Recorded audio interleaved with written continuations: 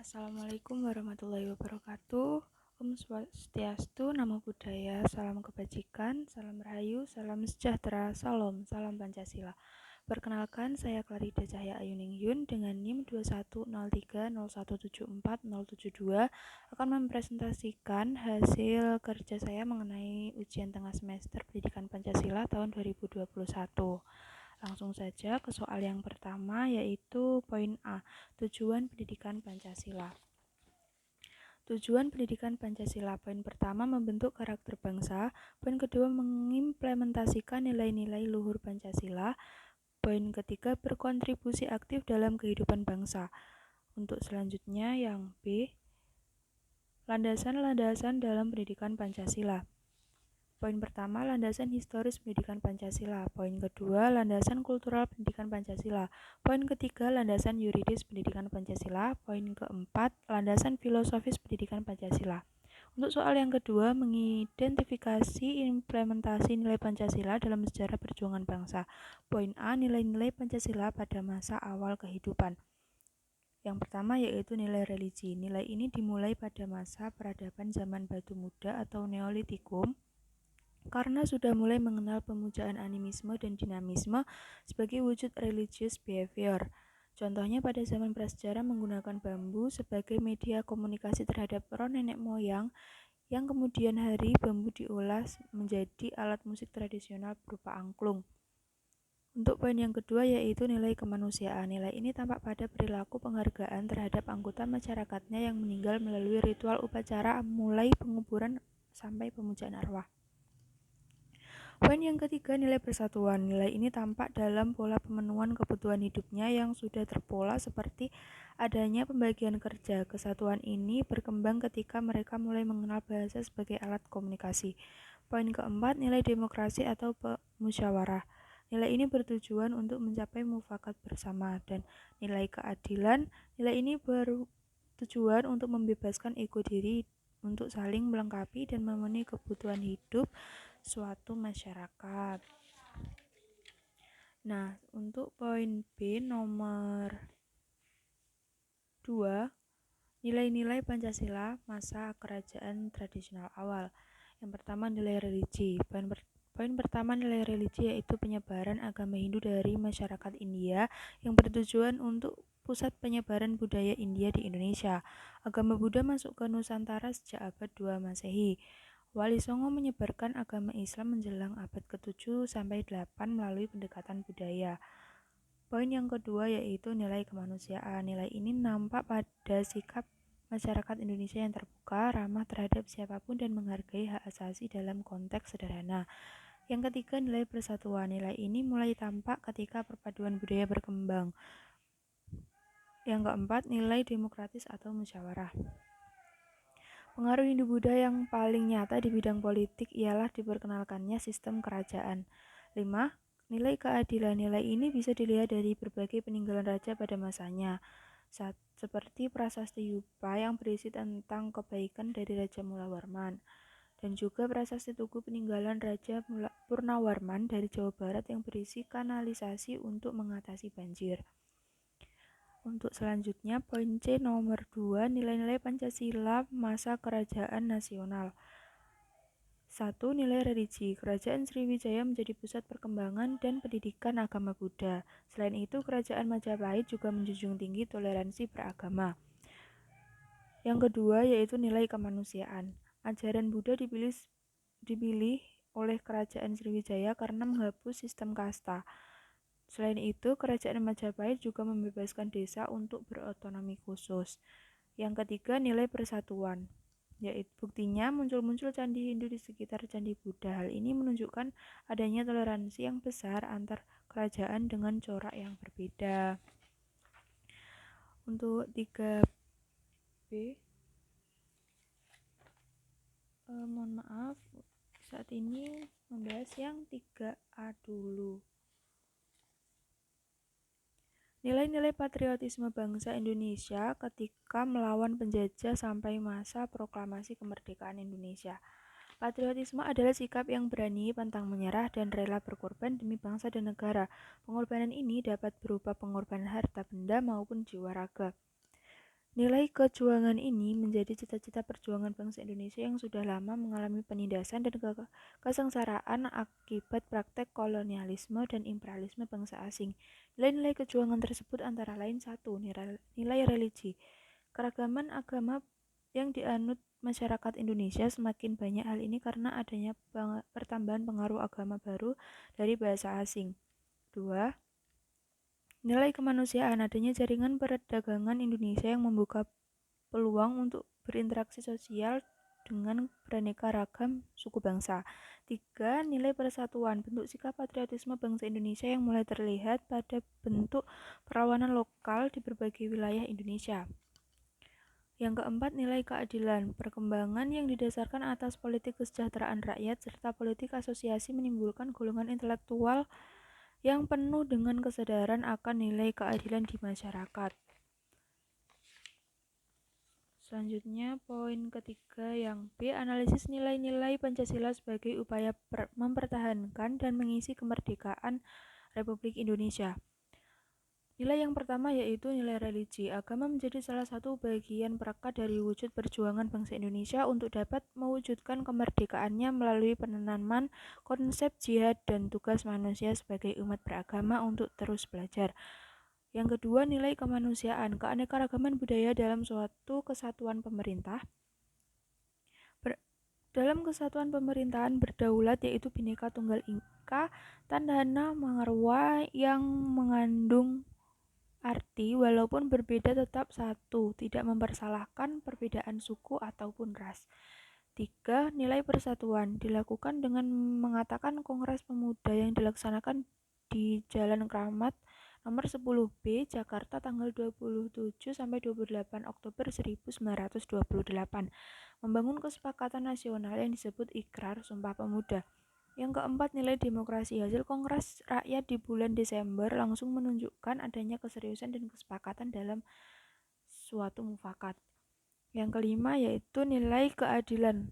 Lahirnya Hari Nusantara di Surabaya tanggal 11 Juni 1925 memberikan dampak semakin kuatnya jiwa kesatuan yang merata di seluruh perwakilan suku-suku di Indonesia.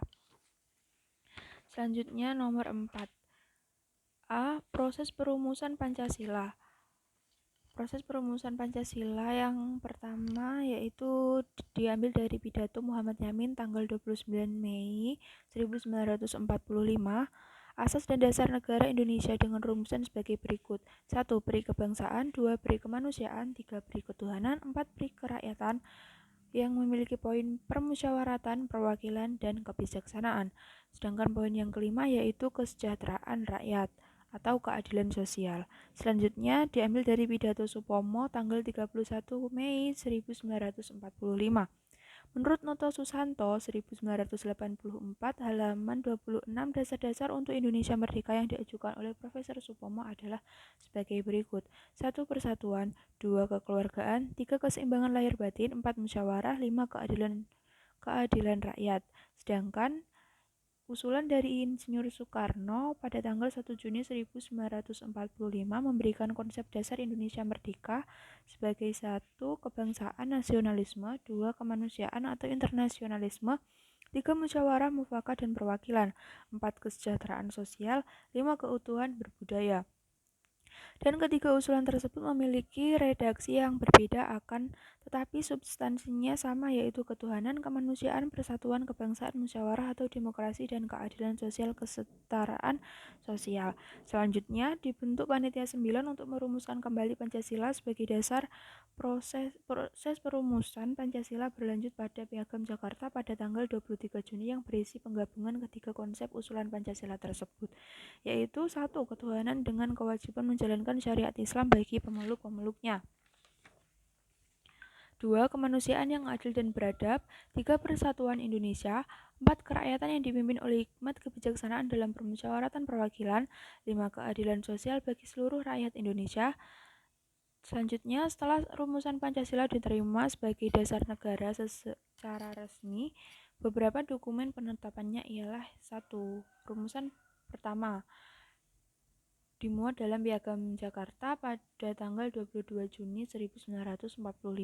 Rumusan kedua pembukaan UUD pada tanggal 18 Agustus 1945.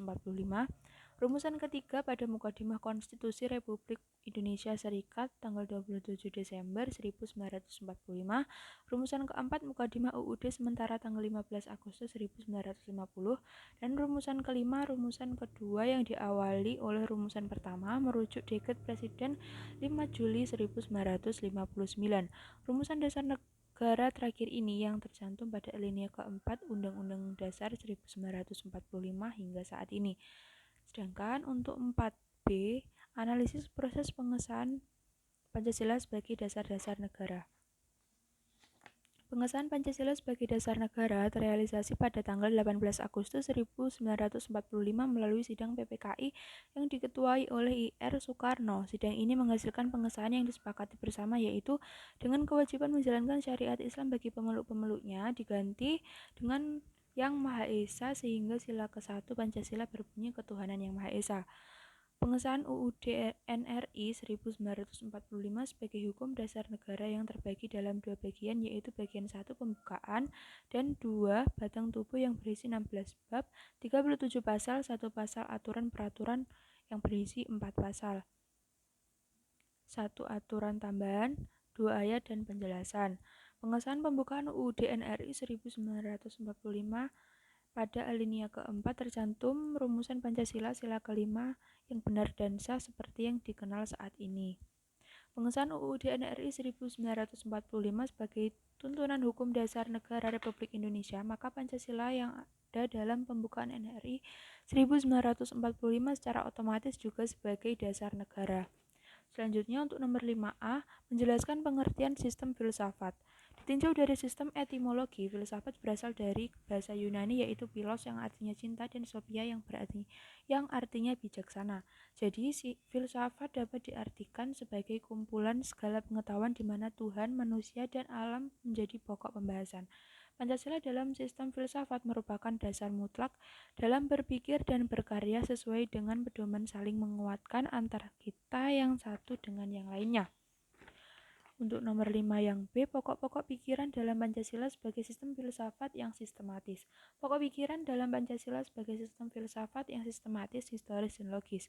Pokok pikiran pertama, negara melindungi segenap bangsa Indonesia dan seluruh tumpah darah Indonesia dengan berdasarkan atas asas persatuan dengan mewujudkan keadilan sosial bagi seluruh rakyat Indonesia. Pokok pikiran kedua, negara hendak mewujudkan keadilan sosial bagi seluruh rakyat Indonesia. Pokok pikiran ketiga, negara yang berkedaulatan rakyat berdasarkan atas kerakyatan dan permusyawaratan perwakilan. Pokok pikiran keempat, negara berdasarkan atas ketuhanan Yang Maha Esa menurut dasar kemanusiaan yang adil dan beradab.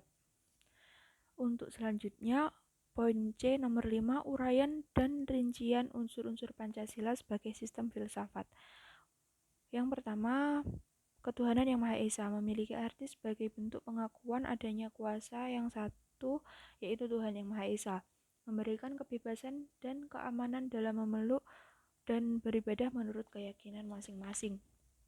Kemanusiaan yang adil dan beradab memberikan hak dan kewajiban kepada masyarakatnya dalam mengeluarkan pendapat sebagai bukti keadilan, menegakkan keadilan, dan menjunjung tinggi kemerdekaan bagi setiap rakyat Indonesia. Persatuan Indonesia, sikap nasionalisme yang wajib dimiliki tiap-tiap warga Indonesia, menjunjung tinggi persatuan dan kesatuan bangsa Indonesia, menumbuhkan rasa tanggung jawab dan rasa tolong-menolong terhadap sesama rakyat Indonesia. Kerakyatan yang dipimpin oleh hikmat kebijaksanaan dalam permusyawaratan perwakilan. Hakikat sila keempat ini adalah negara menggunakan sistem demokrasi permusyawaratan dan memiliki makna bahwa setiap persoalan dan permasalahan diputuskan secara bersama, disetujui dan diselesaikan secara bersama-sama. Keadilan sosial bagi seluruh rakyat Indonesia. Kemakmuran dan kesejahteraan merupakan hak asasi seluruh rakyat Indonesia.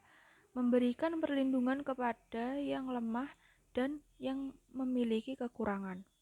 Untuk selanjutnya, hakikat nilai moral dan norma dalam Pancasila. Nilai adalah sesuatu yang didambakan, sesuatu yang diinginkan, dan sesuatu yang diidealkan. Maka setiap orang memiliki nilai dan sesuatu yang didambakan. Suatu nilai akan terwujud harus dijabarkan dalam norma. Jika tidak, hanya akan ada di pikiran kita saja atau tetap abstrak. Moralitas juga dapat ditentukan oleh nilai dan moral yang ditetapkan melalui penilaian orang lain yang menggambarkan nilai diri. Yang selanjutnya, menganalisis Pancasila sebagai nilai dasar dan maknanya dalam kehidupan bermasyarakat, berbangsa, dan bernegara. Selain sebagai dasar negara, Pancasila sebagai dasar Indonesia memiliki beberapa fungsi, yaitu sebagai pandangan hidup bangsa, dan ideologi sila-sila Pancasila menggambarkan tentang negara yang dicita-citakan dan bagaimana negara ini dijalankan. Nah, makna dari Pancasila sebagai dasar mengandung arti bahwa dalam setiap aspek kehidupan kemasyarakatan, kebangsaan, dan kenegaraan harus berdasarkan nilai-nilai ketuhanan, kemanusiaan, persatuan, kerakyatan, dan keadilan. Untuk selanjutnya nomor 7A, pada masa peradaban baru, kebiasaan hidup yang dapat memutuskan wabah pandemi dan alternatifnya. Poin pertama, pemanfaatan teknologi digital. Alternatif pemecahannya sebagai berikut. Yang pertama, work from home atau bekerja dari rumah. Selain itu, meeting online juga menjadi alternatif dalam bidang manajemen pengusahaan. E-learning dalam dunia pendidikan. Dari beberapa aktivitas tersebut dapat dilakukan di rumah untuk menjaga mobilitas dari persebaran virus tersebut. Poin selanjutnya, meningkatkan perilaku hidup bersih dan sehat selama pandemi sebagai upaya pemutusan wabah dari mata rantai tersebut. Selanjutnya yang B, aktualisasi nilai Pancasila di masyarakat di tengah pandemi. Poin pertama, sila pertama diwujudkan dalam ketaatan beribadah masyarakat sesuai kepercayaan dan selalu ingat bahwa Tuhan itu satu atau esa. Selanjutnya, sila kedua, seluruh masyarakat Indonesia mengakui kedaulatan untuk saling melindungi sesama dengan cara mentaati protokol kesehatan. Sila ketiga, sikap saling menyalahkan harus dihindari dan terus memperkuat sikap saling rangkul dalam wadah NKRI. Selanjutnya, sila keempat, membangun dan menumbuhkan nilai-nilai demokrasi dalam pengambilan keputusan di tengah pandemi yang berlaku saat ini. Sila yang kelima, menunjukkan penanganan yang sama selama pandemi dan diharapkan agar nilai-nilai semakin tertanam dan teraktualisasi secara nyata sebagai bukti Pancasila sebagai ideologi dan pandangan hidup bangsa. Nah, sekian presentasi yang bisa saya sampaikan pada pertemuan kali ini. Bila ada kekurangan mohon dimaafkan, bila ada kritik dan saran boleh ditambahkan di kolom komentar. Wassalamualaikum warahmatullahi wabarakatuh. Om Swastiastu, Namo Buddhaya, salam kebajikan, salam rahayu, salam sejahtera, salam Pancasila.